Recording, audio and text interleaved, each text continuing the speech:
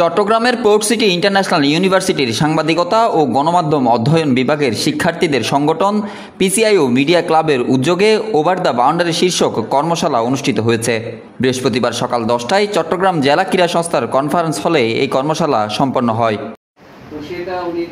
পিসিআইও media ক্লাবের সভাপতি রবীন দাস গুপ্তের সভাপতিত্বে ও সাধারণ সম্পাদক প্রান্ত চৌধুরীর সঞ্চালনায় কর্মশালায় প্রধান অতিথি হিসেবে উপস্থিত ছিলেন বিশ্ববিদ্যালয়ের সাংবাদিকতা ও গণমাধ্যম অধ্যয়ন বিভাগের সিনিয়র লেকচারার প্রশান্ত কুমার শীল।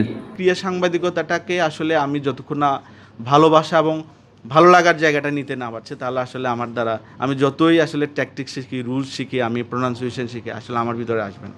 কর্মশালায় দৈনিক সমকালের ক্রীড়া সম্পাদক সঞ্জয় সাহা পিয়াল ও ইন্ডিপেন্ডেন্ট টেলিভিশনের senior sports reporter Mohammad Mazharul Islam Mithun ঘণ্টাব্যাপী প্রশিক্ষণ প্রদান করেন।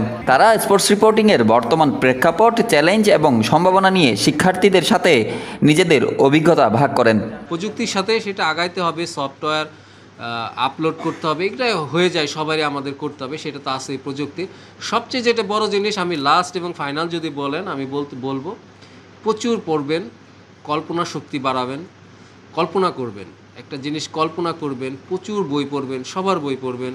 কর্মশালা শেষে অতিথিরা শিক্ষার্থীদের সাংবাদিকতায় সততা, নৈতিকতা এবং বিশ্লেষণী দৃষ্টিভঙ্গির বজায় রাখার আহ্বান জানান। Desk report, news now 24।